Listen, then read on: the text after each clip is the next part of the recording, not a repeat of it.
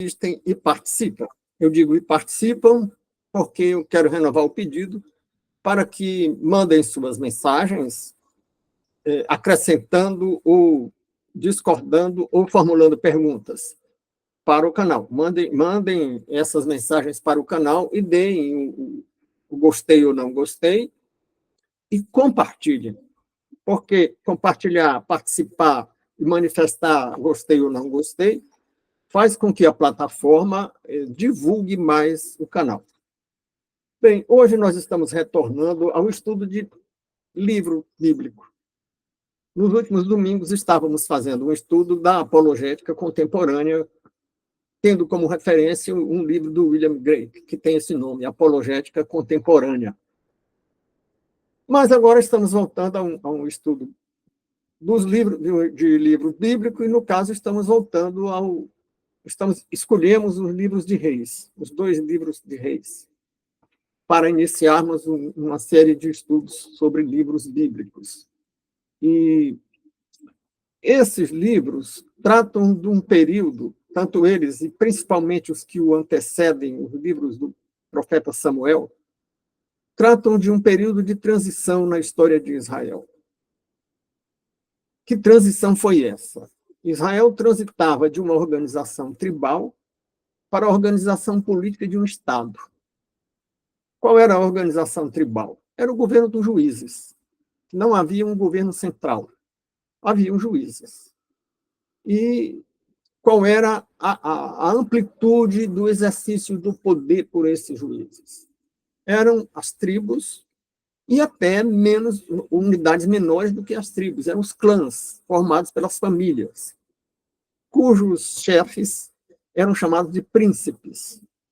Então, em um determinado momento, o desprestígio dos filhos do profeta Samuel, no livro de Samuel, aqui estamos fazendo um estudo dos livros de Reis, mas há uma necessidade de fazermos uma leitura intertextual, buscando uma interpretação sistêmica ou sistemática. Então, vamos recorrer a outros livros também, e já estamos fazendo alusão aqui aos livros do profeta Samuel, como faremos alusão até a livros do Novo Testamento, na sequência. Então, os filhos do profeta Samuel se desviaram dos caminhos do pai, que era um profeta que tinha uma vida reta. Isso desprestigiou a autoridade dos profetas que estavam na base, no alicerce da legitimidade dos juízes. E alguns juízes eram eles mesmos profetas. Né? E por que juízes? Porque a autoridade, na época, tratava só de dirimir conflitos, resolver conflitos, julgar pendências. Como a gente viu, mesmo já no período monárquico, já constituído um Estado de Israel, Salomão resolvendo o conflito entre as 2 mulheres, cada uma queria ser a mãe de um menino. Aquilo era a ação típica dos governos, ou do poder, que no período dos juízes se resumia a isso. Não é? Mais tarde, nós vimos que um Estado, e o Egito já tinha um Estado organizado antes da libertação do povo hebreu, já nos dizem que José era uma espécie de primeiro-ministro do faraó, nós vimos o Estado egípcio cuidando do abastecimento, tratando do período de vacas gordas, fazer estoque para o período de vacas magras, que eram os períodos de boas safras e de safras ruins, do sonho do profeta que Josué explicou, né? Interpretou.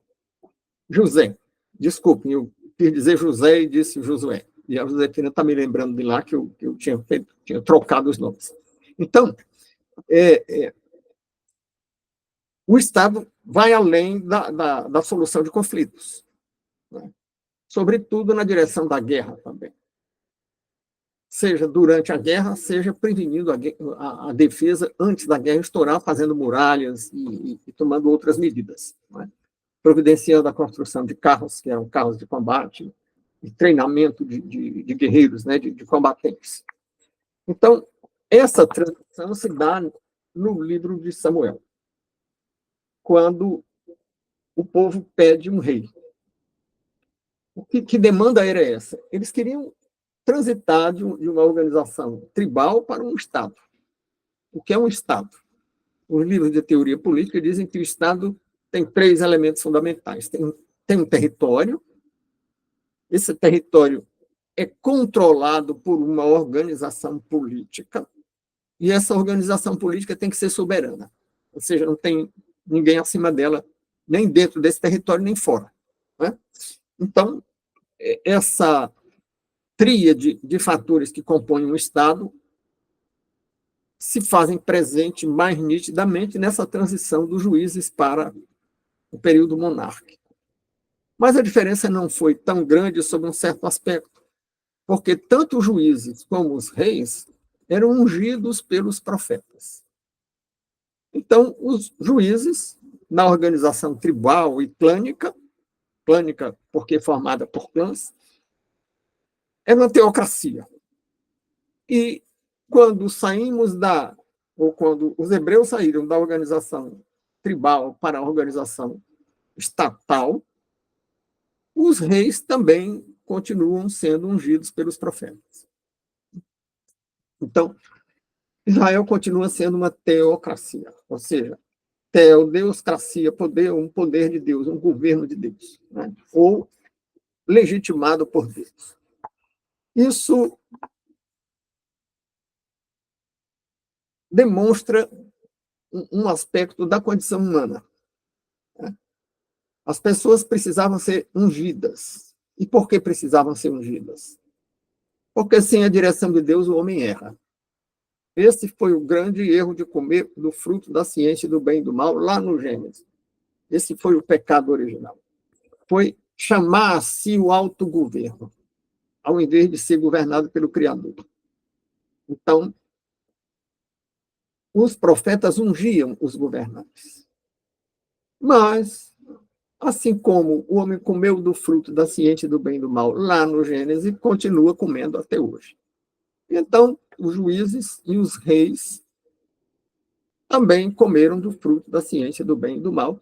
Nós vamos ver nesse estudo que todos eles se desviaram dos caminhos do Senhor.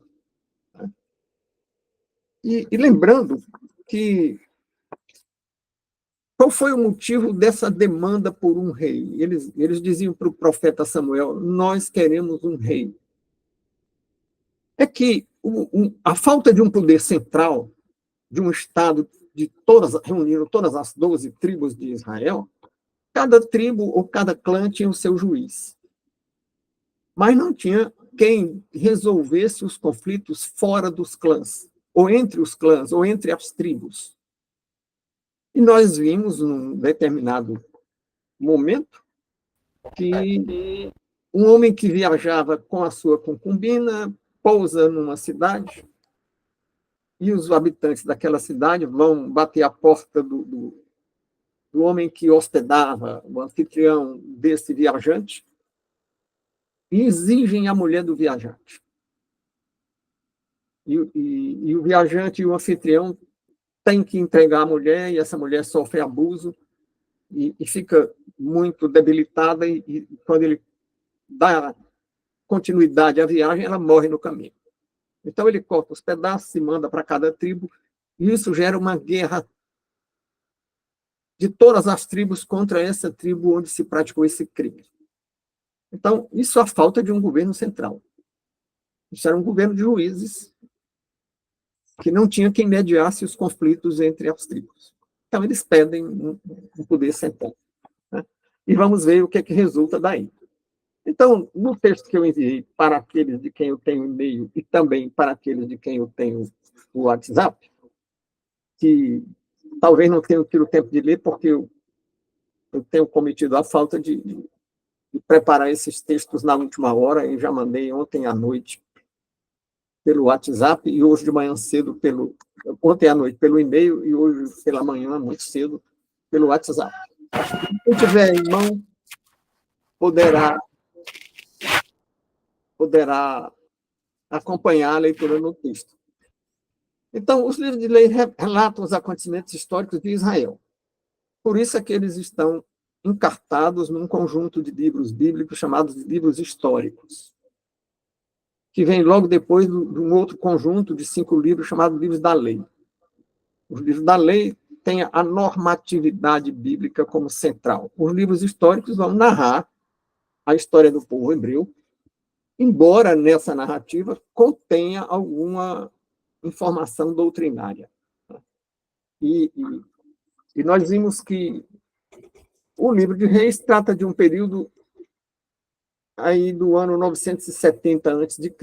a 560, que é o período monárquico, que é um período aí de 400 anos, mais ou menos, né? Como o período de escravização no Egito também tinha sido de 400 anos, o período que vai do rei Saul até o fim da monarquia em Israel é um período que leva uns 400 anos, porque começa no ano 970 a.C. e vai até o ano 560. Portanto, são 410 anos de monarquia. E descreve a conduta dos reis. Nesse período, se dá a divisão de Israel em 2 reinos, que também é descrita no livro de Reis.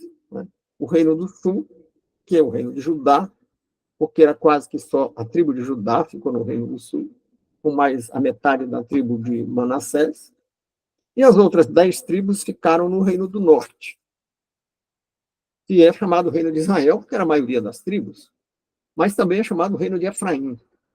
O reino do sul tinha capital em Jerusalém, continuou em Jerusalém como capital, e o reino do norte foi se estabelecer em uma capital lá no norte. Né? Inclusive, esses reinos vão guerrear entre si e, em algum momento, eles vão fazer aliança com terceiros países, com os povos ímpios, um contra o outro. Né? Então, nós vemos o descaminho dos monarcas. Os reis se desviam dos caminhos. E eu lembrei, já no segundo parágrafo do texto, a frase de um pensador secular do século XIX, um pensador inglês, o Lord Dalbert Acton, que viveu entre 1834 e 1902, em que ele disse que o poder corrompe. E o poder absoluto corrompe de forma absoluta. Então, vamos ver o que isso tem a ver com o nosso estudo dos reis de Israel, a história dos reis de Israel. Os reis tinham poder absoluto. Era uma monarquia teocrática absolutista. E o poder corrompe, e o poder absoluto corrompe de forma absoluta. É uma sabedoria humana que diz isso. Mas não deixa de ser verdadeira por ser humana. E aí nós vamos ver como o poder corrompeu os reis de Israel. Então, um Estado com o poder absoluto dos governantes corrompe estes mesmos governantes. Nós vimos, por exemplo, Davi, como rei absoluto, mandar chamar a mulher de Urias e ela tinha que vir. Então, era um poder absoluto. E Davi se corrompeu nesse momento, porque tinha poder absoluto. Né?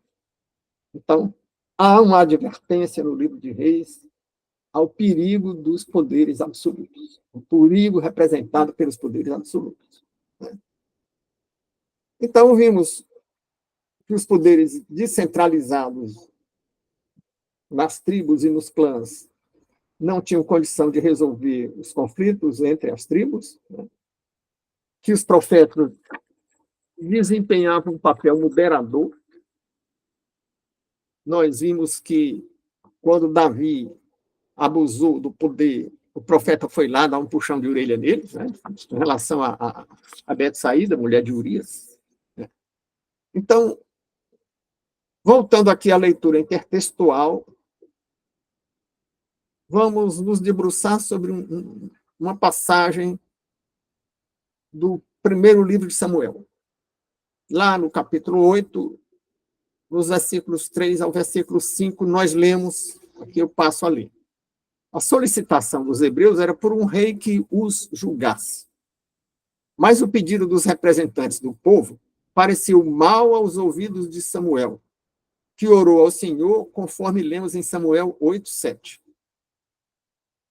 E disse o Senhor a Samuel: ouve a voz do povo em tudo quanto te disserem, pois não tem rejeitado a ti. Não era Samuel que estava sendo rejeitado. Antes a mim me têm rejeitado, para eu não reinar sobre eles. Porque os juízes eram ungidos e eram orientados por Deus, sendo eles mesmos profetas ou sendo orientados por profetas. Quando o povo rejeitou o governo de juízes, estava rejeitando o próprio Deus. Então, o Senhor diz a eles que eles querem. Pois então, façam o que eles querem. O que não é objeto, não faz parte das nossas reflexões de hoje, mas mostra o livre-arbítrio, né? Porque eles estavam rejeitando a Deus e Deus não se opõe ao livre-arbítrio. Não obriga ninguém a aceitar a Deus. Eles dizem, eles me têm rejeitado, portanto, façam o que eles querem. Né? O poder moderador do profeta estava sendo rejeitado, porque o Senhor exercia essa moderação. É claro que havia problemas com a falta de um governo central. Eu mencionei há pouco que houve guerra das tribos todas contra uma das tribos, a partir de um crime, do julgamento dos criminosos que tinham praticado uma violência contra uma mulher. E essa guerra aconteceu por falta de um governo central que mediasse a questão. Mas os governos centrais poderosos também trazem problemas ainda maiores, como nós vamos ver.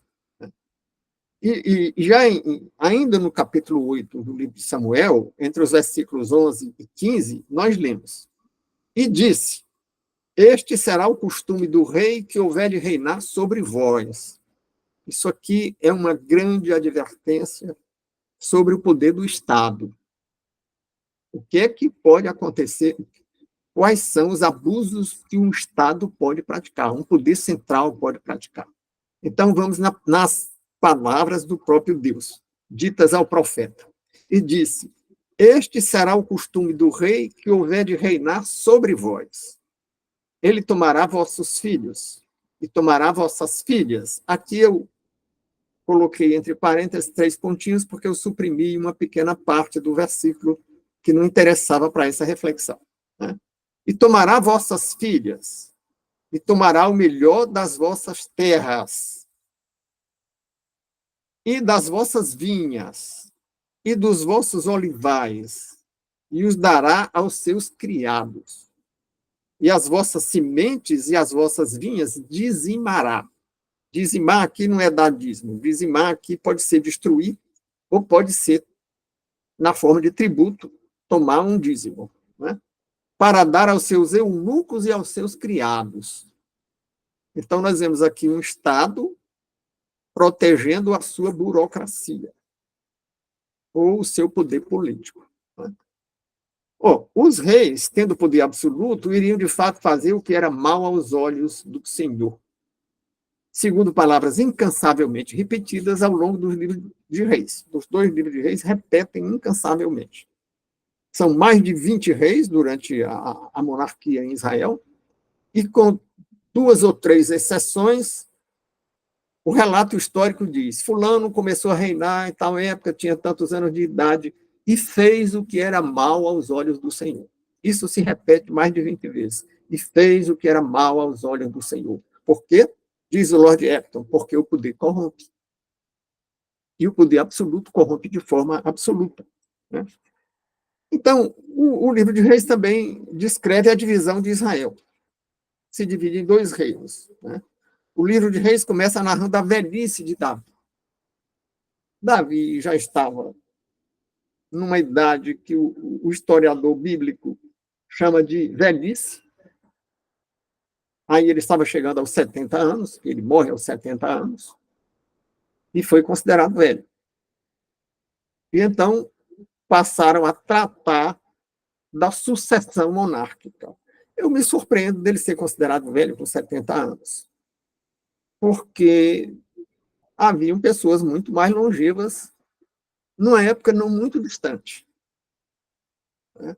Então, aí, alguns poucos séculos antes, Moisés, com 120 anos, morreu lúcido, governando e tomando decisão.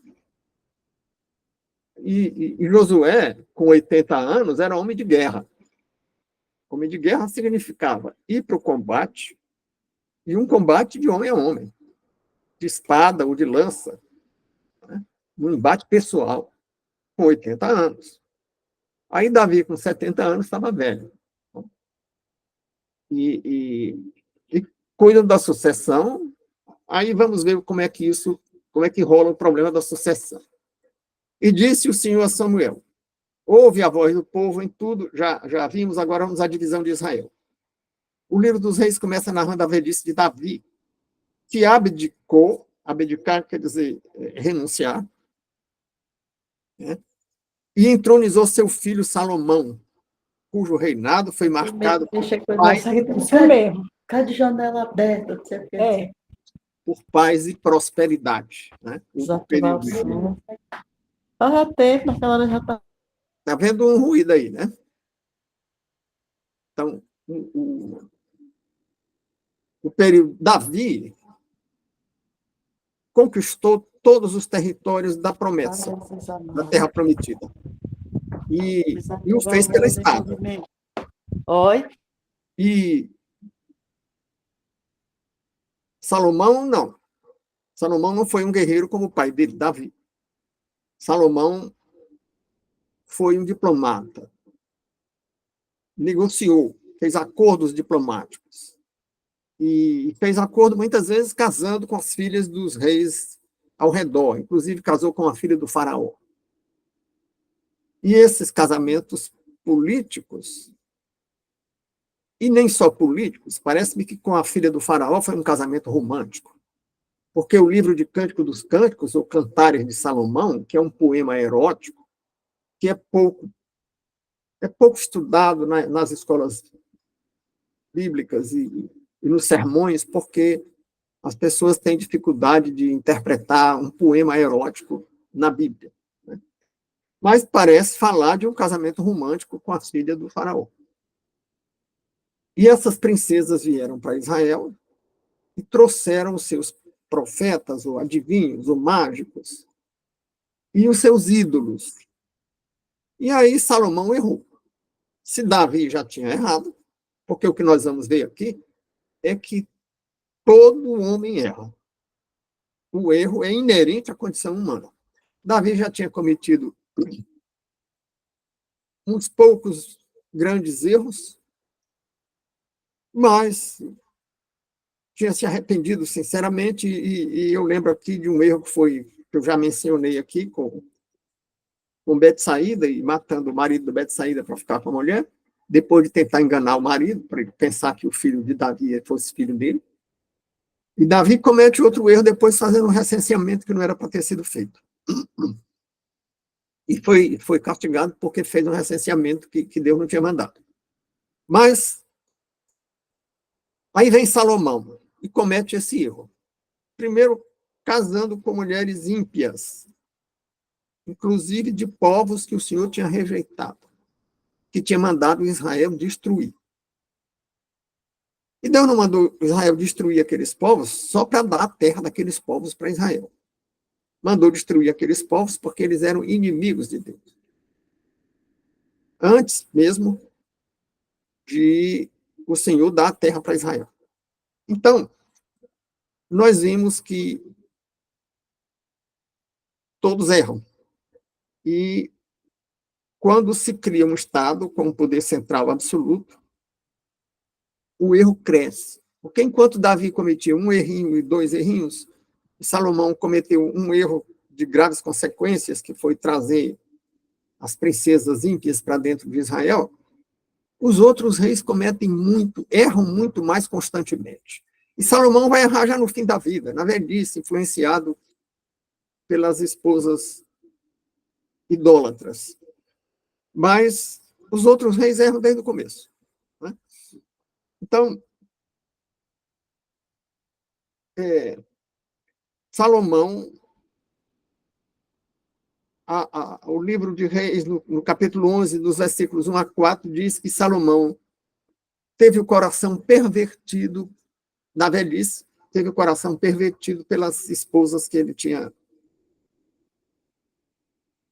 com quem ele tinha casado em razão de acordos políticos, né? E isso teve consequências para Israel, porque a idolatria dessas princesas se espalhou entre o povo hebreu. Ele contribuiu para perverter o povo de Deus, né? Então,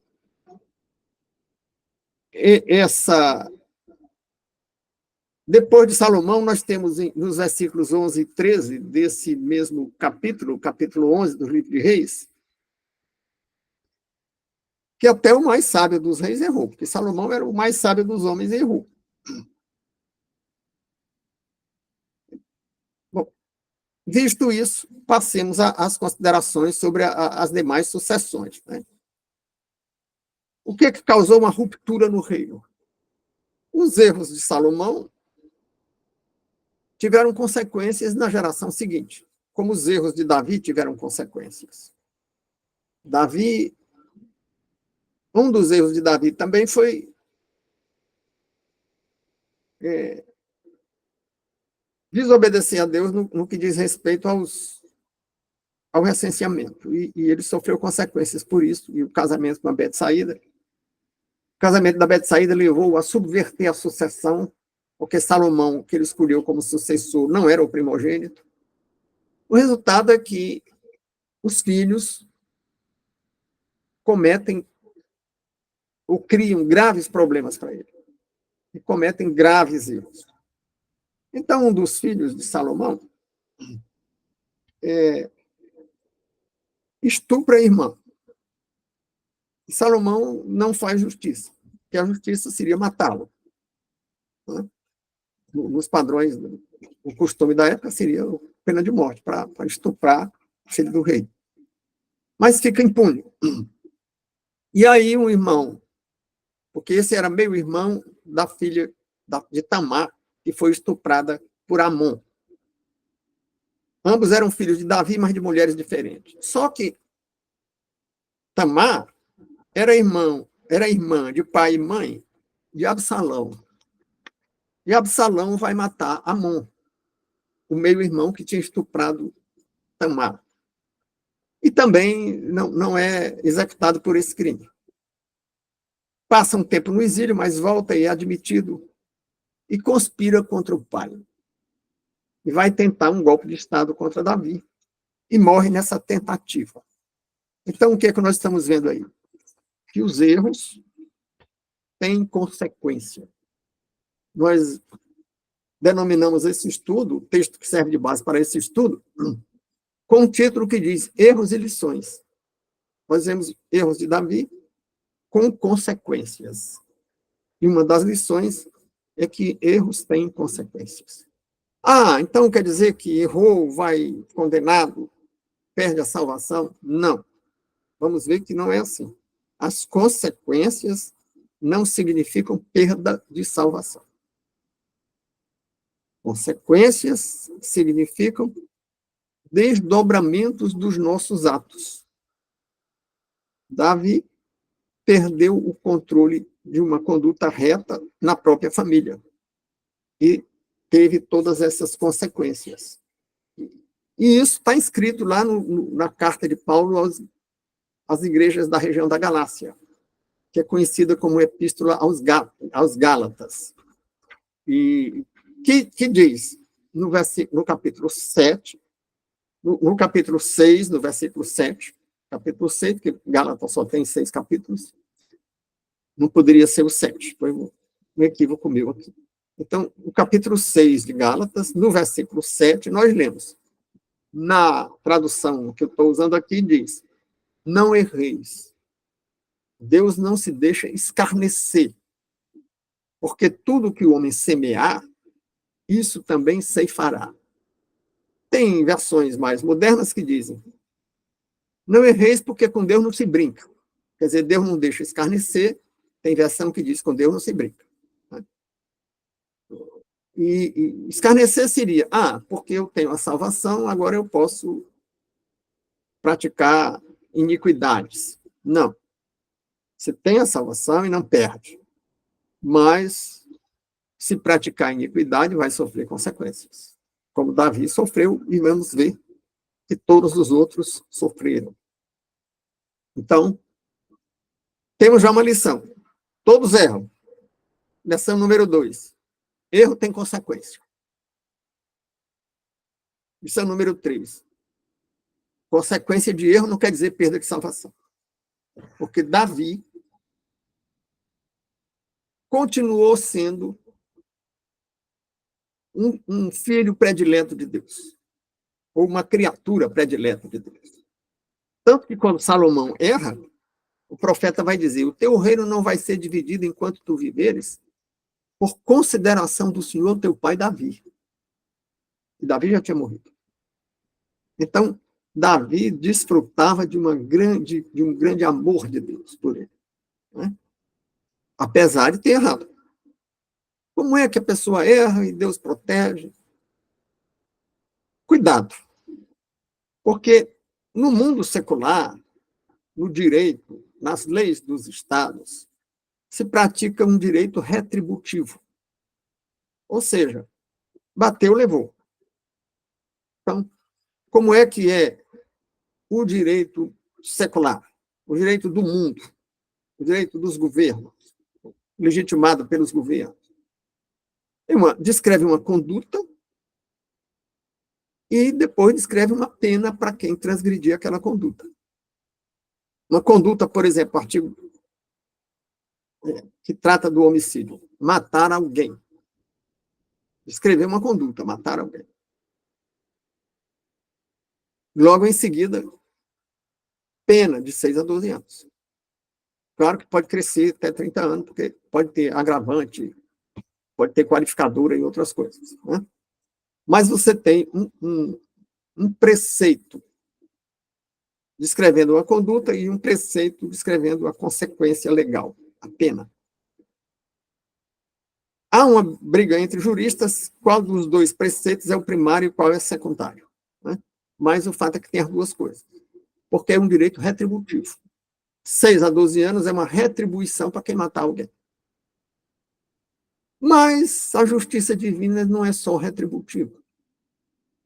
Ela pode ser retributiva, existem condenações, ou existe condenação para quem não segue ou não aceita a oferta de salvação gratuita por parte de Deus. E condenação eterna. Mas também existe uma justiça de equidade. A condenação que se segue ao erro é uma justiça retributiva, porque retribui. A justiça baseada na equidade é baseada na misericórdia, olhando para a necessidade do agente da transgressão, da pessoa que praticou a transgressão. Então, Davi transgrediu. Adulterou com a mulher de Urias e depois mandou matar Urias. Muito bem. Sofreu consequências. Mas não perdeu a graça, para usar uma linguagem teológica. Né? Não deixou de ser uma das criaturas mais queridas por Deus. Por quê? Porque essa permanência na graça resulta de uma justiça baseada na equidade. E vamos ver mais adiante alguma coisa sobre a salvação pela graça. Né? Então, a ideia de uma justiça retributiva é muito forte por causa da influência histórica do direito sobre a cabeça das pessoas. Né? E algumas pessoas rejeitam o evangelho, porque o evangelho é a salvação pela graça mediante a fé. E algumas pessoas acham que isso não seria justo.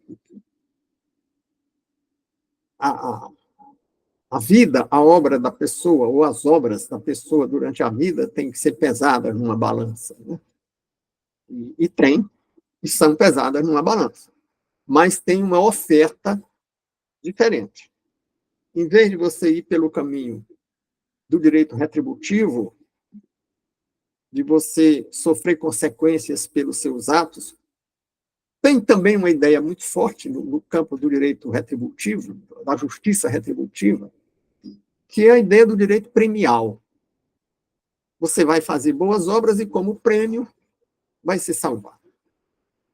Esse caminho da justiça retributiva vai levar sempre à condenação. Vamos ver na continuidade do estudo. Vai levar sempre à condenação.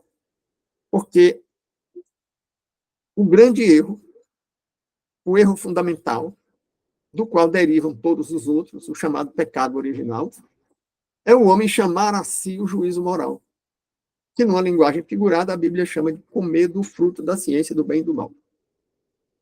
Eu não sei de onde saiu a história de comer a maçã, que tem umas pessoas que querem atualizar a linguagem, dizem que não era uma maçã, era uma manga, que é um primarismo que nem para criança se deveria usar. Porque a questão não é ser maçã ou ser manga. A questão é que é uma árvore que dá um fruto, que é o conhecimento ou a ciência do bem e do mal. E nem maçã, nem laranja, nem abacate, nem tangerina, nem uva, nem fruta nenhuma, no sentido literal da palavra, tem relação mínima que seja com o conhecimento do bem e do mal. O conhecimento do bem e do mal é um grito de independência. É a criatura dizendo ao Criador: dispenso a sua orientação, não preciso do seu cuidado, me resolvo por mim mesmo. O que é um rompimento de relações. E esse rompimento de relações é uma ofensa. E essa ofensa é infinitamente grande, porque as ofensas são do tamanho da parte ofendida. E só poderia ser sanada, ou seja, resolvida, por alguém que fosse tão grande quanto a parte ofendida. E não tem ninguém tão grande quanto a parte ofendida, que é o Criador, a não ser ele mesmo. Por isso foi preciso que um membro da Trindade assumisse as nossas culpas num sacrifício substituto, que os teólogos gostam de chamar de sacrifício vicário. Que não quer dizer nada mais, nada menos do que substituto, porque nos substitui. Mas vamos prosseguir, porque mais adiante nós voltaremos a falar rapidamente sobre isso, ou talvez nem seja necessário, já que antecipamos aqui. Então, quando a gente procura entender o passado, e não só historiadores fazem isso, quando se fala em história da filosofia, as pessoas até dizem que história da filosofia não é história, é filosofia. História da literatura não é história, é teoria literária. História do urbanismo não é história, é urbanismo. História econômica não é história, é economia. Então, quando a gente olha para o passado, seja como historiador, ou como estudioso de literatura, ou de filosofia, ou de urbanismo, ou de epidemiologia, né? A história das epidemias, ou da causa mortes, também não seria história, seria um estudo de medicina sanitária, né? de saúde pública. Então, por que esses campos de estudo todo olham para o passado? Por que historiadores, filósofos, literatos, teóricos de literatura, os especialistas em saúde, sanitaristas, especialistas em saúde pública, que hoje, equivocadamente, estão chamando de saúde coletiva, e por que militares olham para a história das guerras, para a história das batalhas, para a história militar? Porque a gente entende que alguma regularidade pode se encontrar ao longo da experiência histórica. O que eu estou chamando de regularidade? É uma repetição, mais ou menos da mesma forma, de alguns acontecimentos.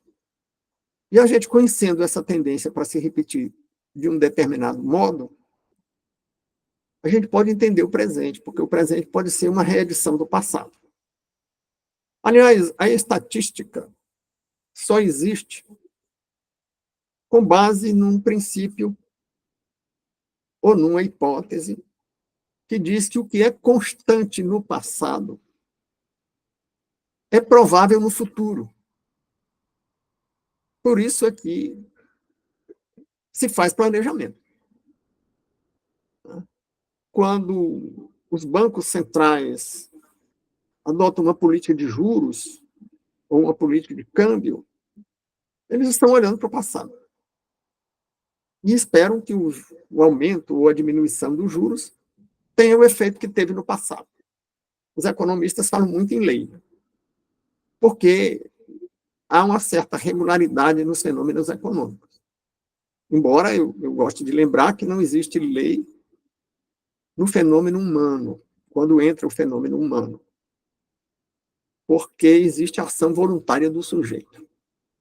Mas, em economia, como se fala dos grandes números, de milhões de pessoas no mercado, essa ação voluntária do sujeito fica meio diluída. E existem tendências muito rigorosas que até podem ser chamadas de leis, né? Como lei da oferta e da procura, etc. Então, o que é que a gente está fazendo aqui no estudo erros e lições? A gente está procurando ver as repetições regulares no passado, mais de 20 reis de Israel cometem o mesmo erro, para ter uma ideia do que acontece no presente e poderá acontecer no futuro. Existe uma regularidade na conduta humana? Parece-me que sim, existem regularidades. Tanto existem, eu repito incansavelmente os mesmos exemplos de algumas coisas, cujos exemplos sejam muito esclarecedores. Então, se você olha para a literatura grega de quase 3.000 anos, você vê que ela continua presente em muitos aspectos. É tão presente que Freud foi usar na literatura de 800 anos antes de Cristo, da Grécia, o drama de Édipo, ele usou no que ele chamou de complexo de Édipo, para os meninos e homens, e de complexo de Eletra, também foi lá para a literatura grega, se referindo às mulheres no que concerne às relações entre os filhos e as mães e os pais. Então, por que ele chamou complexo de Eletra? Porque ele viu que algumas coisas se repetem, né? São regulares. Então, daí buscarmos aqui no estudo dos erros algumas lições. Já vimos que uma lição é que o erro é inerente à condição humana, que esse erro se torna dominante quando o homem se afasta da direção de Deus, e que esse erro é tanto mais grave e uma tendência mais forte, quanto mais poder a pessoa tem. E um Estado poderoso eu gosto de usar a palavra tripulado, porque os governantes são tripulantes do Estado, usando aqui uma linguagem figurada. Então, um Estado poderoso, na verdade, quem é poderoso não é o Estado. Quem é poderoso são os tripulantes do Estado. Então, um avião é poderoso. Mas quem dirige o avião é quem se torna poderoso. O canhão é poderoso, mas o artilheiro é que controla e comanda o canhão é que se torna poderoso. Então, o poder de um Estado central, que foi a transição dos juízes para os reis, cria homens poderosos, e os erros dos homens poderosos passam a ter consequências mais graves, né? E nós vimos lá em Mateus,